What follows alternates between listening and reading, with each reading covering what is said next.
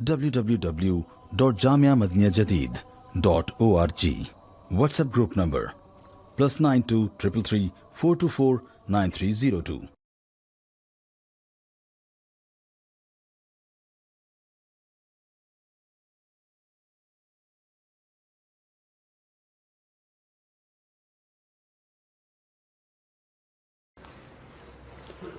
الحمد لله رب العالمين والصلاة والسلام على خير خلقه سيدنا ومولانا محمد وآله وأصحابه أجمعين أما بعد.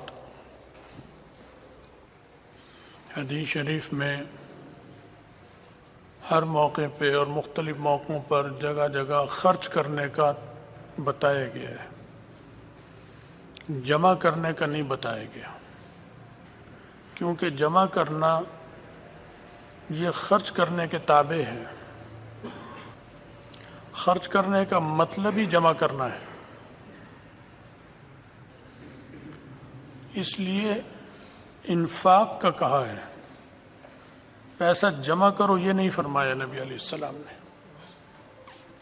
حالانکہ پیسے کی جو اہمیت ہے وہ اسلام نے بیان کی ہے کہ پیسہ حلال مال، سونا چاندی، روپیہ، درہم، دینار، یہ ہوگا تو کپڑے آئیں گے، یہ ہوگا تو گھر بنے گا، یہ ہوگا تو سبزی ترکاری آئے گی ورنہ نہیں آئے گی، یہ ہوگا تو تجارت ترقی کرے گی ورنہ تجارت ہی نہیں ہوگی. اگر پیسے ہی نہیں، تجارت کس چیز کی؟ یہ ہوگا تو جنگ کی تیاری جہاد کی ہوگی ورنہ ٹینک کہاں سے آئے گا، بندوق کہاں سے آئے گی. ہندوؤں سے لڑنے کے لیے ہندوستان سے لڑائی ہو گئی، ٹینک کیسے آئیں گے؟ مسلح کے نیچے سے تو نہیں نکلیں گے کہ ہم نیت باندھ لیں اور مسلح کے نیچے سے ٹینک نکل آئے، F-16 نکل آئے. پیسے سے آئے گا. تو پیسے کی اہمیت اور ضرورت پہ زور دیا ہے اسلام نے. وَأَعِدُّوا لَهُم مَّا اسْتَطَعْتُم مِّن قُوَّةٍ، جو بھی قوت ہو وہ رکھو. تو قوت جیسے ٹینک توپ ہے، ایسے ہی قوت روپیہ پیسہ بھی ہے. سونا چاندی درہم دینار یہ قوت ہے. اس کو اٹھاؤ، اسے وہاں پہنچاؤ، یہاں کیوں رکھ دیے کرسی، یہاں کیوں رکھی، وہاں لے جاؤ اس کنارے. تو روپیہ پیسہ یہ قوت ہے. جب جہاد ہوا اور دشمن سے کوئی چیز ملی وہ صحابہ نے اٹھا لی، پھر وہ جمع ہوئی اور وہ تقسیم ہوئی. اتنی قیمتی ہے وہ. اور تقسیم بھی خود نبی علیہ السلام بنفس نفیس فرماتے تھے. اسے تلواریں دے دو، اسے زرہ دے دو، اسے روپیہ دے دو، اسے دینار دے دو، اسے درہم دے دو، اتنے آئی، یہ آئی، یہ آئی، حساب ہوتا تھا. یہ نہیں ہوا کہ اسے گٹر میں پھینک دو کیونکہ ہم تو اللہ والے درویش ہیں، ہمیں اس کی ضرورت نہیں. ایسا نہیں ہے. سنبھالا، ایک ایک چیز کو سنبھالا، تقسیم کیا. اب یہ جو جمع کیا یہ تقسیم کرنے کے لیے کیا. تو اصل خرچ کرنا ہے، کیونکہ جب خرچ کریں گے تو اس کی چیز اسے مل گئی، اس کی چیز اسے، اس کی چیز اسے، تو گویا اس کے پاس اس کی چیز جمع ہو گئی اور اس کے پاس اس کی چیز جمع ہو گئی اور اس کے پاس اس کی چیز جمع ہو گئی. تو یہ جمع کیسے ہوئی؟ خرچ سے. خرچ نہیں ہوگا تو جمع نہیں ہوگا، جمع نہیں ہوگا تو خرچ نہیں ہوگا. یہ دونوں لازم ملزوم ہیں. لیکن انسان کے دل میں فطری چیز یہ ہے قدرتی کہ چاہتا ہے جمع کر لو، جوڑو، جمع جوڑ. تو جو خود بخود ایک چیز دل میں ہے اسے کہنے کی کیا ضرورت ہے؟ اب بچہ پیدا ہوتا ہے، ذرا سا بڑا ہوتا ہے، آپ اسے یہ تو سکھاتے ہیں کہ سیدھے ہاتھ سے کھاؤ، سکھاتے ہی نہیں سکھاتے، الٹے سے مت کھاؤ. لیکن آپ اسے یہ کبھی سکھایا کہ منہ سے کھانا ہے، ناک سے نہیں کھانا؟ یہ بتایا آپ نے کبھی اسے؟ نہیں بتایا. یہ خود کرتا ہے، یہاں سے لے گا. تو انسان کے اندر جمع کرنے کا جذبہ تو خود بخود ہے، تو اسے کہنے کی کیا ضرورت ہے؟ جب پہلے ہی جمع کر کر کر لوگوں کو بھوکا مار دیتا ہے، یہ اتنا سنگ دل ہے، تو اگر اسے اسلام کہتا ہے جمع کرو جمع کرو، پھر تو تھوڑی بہت جو ہے وہ بھی ختم ہو جاتی. خرچ کرو.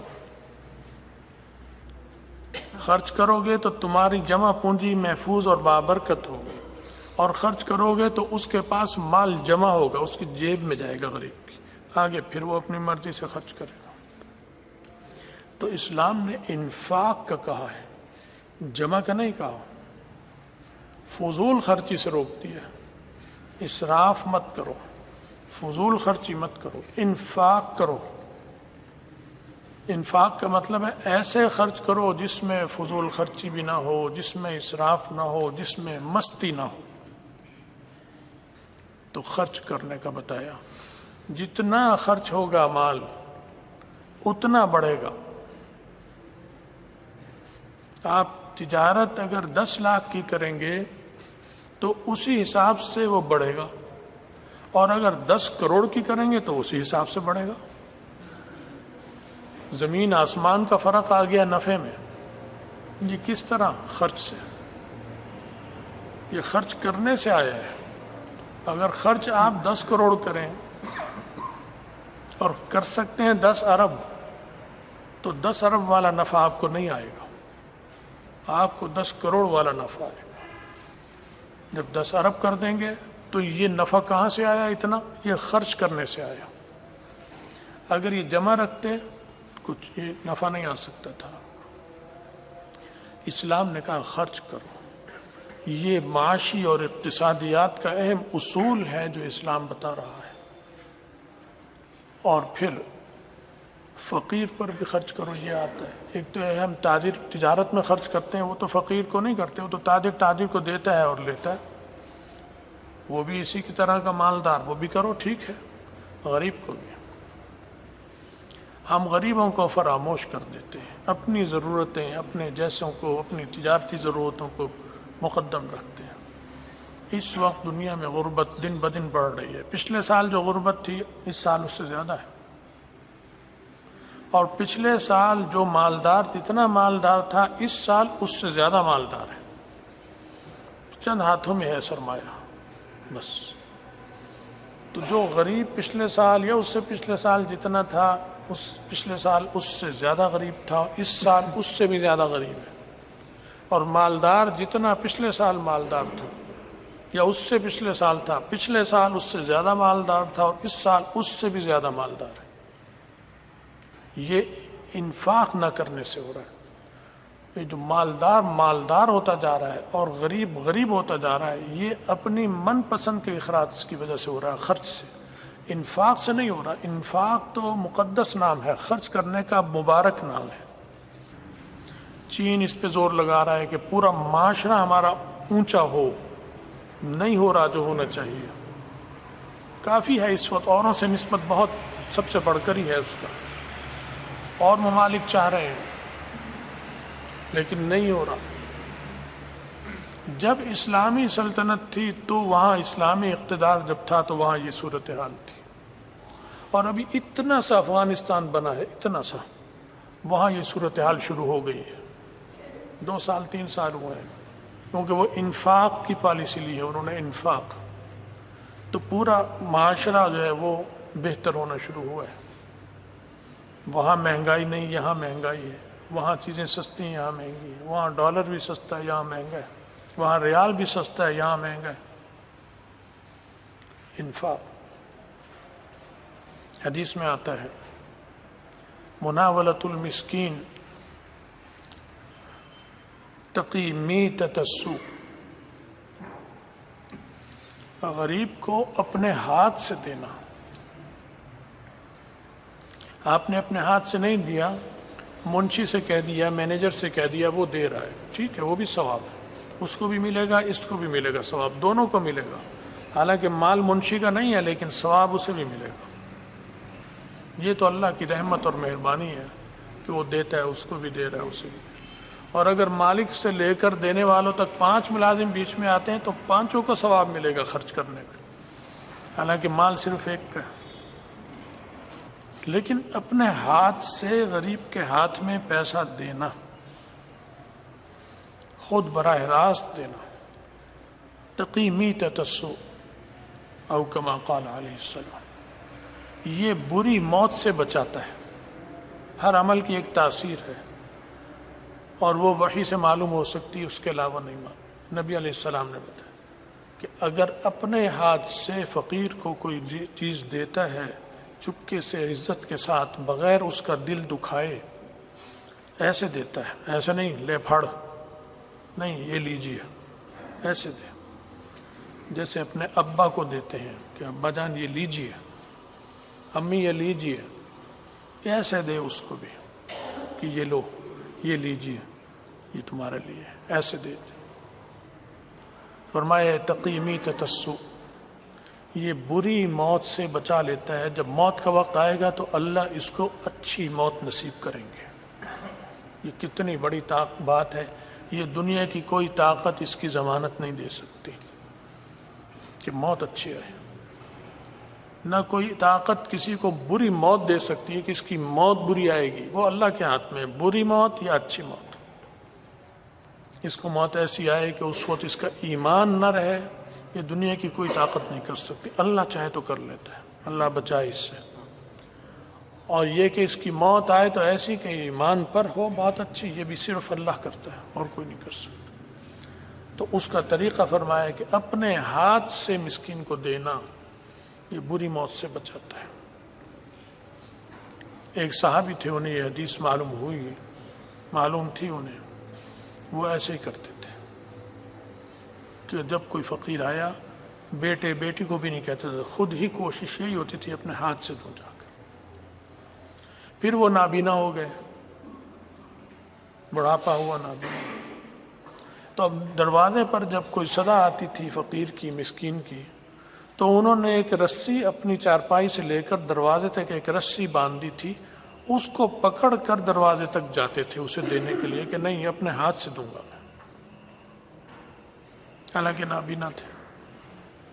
تو وہ اس رسی کو پکڑ کر آہستہ آہستہ دروازے تک جا کر اپنے ہاتھ سے اس کو دیتے تھے، پھر اسی رسی پکڑ کے واپس اپنی چارپائی پہ آ جاتے تھے۔ تو اسلام نے تو خرچ کرنے کا کہا ہے، کیونکہ یہ معاشی ترقی کی ریڑھ کی ہڈی کی حیثیت رکھتی ہے خرچ کرنا، کیونکہ اس میں پورا معاشرہ مضبوطی کی طرف آتا ہے۔ جب وہ مضبوطی کی طرف آئے گا تو وہ ہاتھ پاؤں ہلائے گا، جب کمزور ہو جائے گا ہاتھ پاؤں کی حرکت ختم ہوتی چلی جائے گی، کمزور ہو جائے گی، حتیٰ کہ رک جائے گی۔ تو انفاق جو ہے اسلام میں یہ ایک مادی وظیفہ ہے، مادی ترقی کا وظیفہ بتایا ہے اسلام نے، کہ وہ مادی ترقی جو بابرکت ہو۔ ایک مادی ترقی امریکہ کو ہو رہی ہے، روس کو ہو رہی ہے، چین کو ہو رہی ہے، ہندوستان کو ہو رہی ہے، اس میں برکت نہیں ہے۔ کافروں کو شروع سے اللہ کا نظام چل رہا ہے، انہیں بھی ہو رہی ہے، ہمیں بھی ہو رہی ہے۔ آج مادی ترقی سعودی عرب کو بھی بابرکت نہیں ہے، کیونکہ اللہ کے قانون سے باغی ہے۔ کویت میں بھی مادی ترقی بابرکت نہیں ہے، حرام کا مال آ رہا ہے، حرام راستے پہ خرچ ہو رہا ہے۔ پاکستان میں بھی مادی ترقی بابرکت نہیں ہے۔ یہ جتنی تنخواہیں قومی اسمبلی، صوبائی اسمبلی اور یہ اور وہ اور فلاں اور فلاں، یہ سب حرام کی ہیں۔ آپ بتائیں کیا آپ سے ظالمانہ ٹیکس لے رہے ہیں؟ نہیں لے رہے، تو اسی سے تو تنخواہ دے رہے ہیں، تنخواہ اسی مال سے دے رہے ہیں، تو برکت کہاں آئے گی؟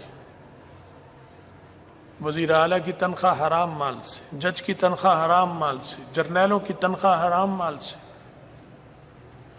کیونکہ ظالمانہ ٹیکس لے کر عوام سے وہ تنخواہیں پوری کر رہے ہیں۔ پھر سود در سود، سود در سود، سود پر سود، اس سے تنخواہیں نظام چلا رہے ہیں دفتروں کا۔ اب دفتر والے تو لیتے ہیں، ان کی مجبوری، انہیں گناہ نہیں ملے گا۔ جو جائز محنت کر کر تنخواہ لے رہا ہے وہ اسے حلال ہو جائے گی، گناہ اس کو ہوگا جو حرام دے رہا ہے ان کو۔ وہ حکومت اور وہ نظام اور وہ اسٹیبلشمنٹ، وہ منصوبہ ساز، وہ مجرم ہے، وہ پکڑے جائیں گے۔ مزدور تو بیچارہ جا کے مزدوری کرے گا تو نہیں لے گا تو کیا کرے، اس نے تو لینے، وہ اس کے لیے حلال ہو جائیں گے۔ قومی اسمبلی کے وہ ممبران جو وڈیرے ہیں ان کے لیے حرام ہی رہے گا، وہ بغیر تنخواہ کے کام کر سکتا ہے۔ وہ ممبر جو بغیر تنخواہ کے نہیں جی سکتا، اس کی اتنی پسلی نہیں ہے، وہ لے لے۔ وہ وزیر اعلیٰ جو خود اتنا مضبوط نہیں ہے، لینی پڑے گی ورنہ گاڑی نہیں چلے گی، وہ لے لے۔ لیکن وہ وزیر اعلیٰ جو مالدار ہے اس کے لیے حرام ہے، یہ تنخواہ حرام کی ہے، حرام ہی رہے گی۔ مفتی محمود صاحب رحمۃ اللہ علیہ ایک بات یاد آ گئی، غریب آدمی تھے، فقیر، کچا گھر تھا ان کا عبد الخیل میں، جب وزیر اعلیٰ صوبہ سرحد کے بنے۔ انہیں تو ضرورت تھی پیسے کی، لیکن ان کا جذبہ تھا، انہوں نے وزیر اعلیٰ بن کے اعلان کیا میں بغیر تنخواہ کے کروں گا کام، اور کیا۔ لیکن حضرت سے کہتے تھے، والد صاحب رحمۃ اللہ علیہ سے، میں نے کہہ تو دیا لیکن وزیر اعلیٰ بنتے ہی میرے اخراجات بڑھ گئے اور نوعیت کے ہو گئے، اسٹیٹس تبدیل ہو گیا، جیسا اسٹیٹس ہو ویسی ضرورتیں ہوتی ہیں۔ تو کہنے لگے کہ میں فیصلہ کر لیا لیکن اب میں مشکل میں پڑ گیا ہوں، آنے والے مہمان اور مختلف لوگ، ان کی توازوں کے لیے میرے پاس پیسے ہی نہیں ہیں۔ قرضہ لے کر وزیر اعلیٰ مہمان نوازی کرتا تھا، تنخواہ نہیں لی انہوں نے پھر بھی پوری مدت۔ تو ایسے کے لیے وہ تنخواہ جائز ہوگی لینی، کیونکہ اس نے گاڑی چلانی ہے، یا پھر وزیر اعلیٰ ہی نہ بنے۔ یہ ساری تنخواہیں حرام کی، نظام چونکہ حرام پر ہے، معیشت حرام پر چل رہی ہے، سود پر چل رہی ہے، آمدنی بھی حرام ہے۔ تو اسلام نے انفاق کا کہا ہے۔ انفاق کا مطلب ایسا خرچ کرنا جس کے نتیجے میں جمع ہو جائے مال، ایسا مال جمع ہو کہ جس سے ترقی ہو، مضبوطی آئے، اور ایسا مال جمع ہو جس سے مضبوطی نہ آئے، وہ بیکار ہے۔ تو بھائی خرچ کریں، بہت غربت ہے، بہت ضرورت ہے، پاکستان میں بہت غریب ہے، ہمارے دائیں بائیں پنجاب میں بھی ہے، سرحد بلوچستان سندھ ہر جگہ ہے، دو ملک سے باہر نکل جائیں تو بھی، شام ہے، فلسطین ہے، ہندوستان میں غربت ہے، کشمیر میں، وہاں ہم نہیں بھیج سکتے، وہاں بھی نہیں بھیج سکتے، لیکن جو ذرائع ہیں وہ ڈھونڈ کر انہیں دو، یہ فرض ہے ہم پر، نہیں کریں گے تو گناہ ہوگا۔ اب میں نے عرض کیا آپ کو، حدیث میں آتا ہے خرچ کرنا، خود دینا اپنے ہاتھ سے، یہ بری موت سے بچاتا ہے۔ اب فلسطین میں آپ جا کے تو دے نہیں سکتے، لیکن جو بھی کر سکتے ہو کرو، یہ بری موت سے بچائے گا۔ جذبہ یہ رکھو کہ ہوتا تو میں جا کر دیتا، بس میں ہوتا تو میں شام والوں کو جا کر دیتا، بس میں ہوتا تو میں یمن والوں کو یا عراق والے جو ہیں مظلوم وہاں، ان کو جا کے دیتا، ہندوستان میں کشمیریوں کو جا کر دیتا۔ جذبہ یہ رکھو، لیکن جتنا پھر ہو سکتا ہے وہ کرتے رہو۔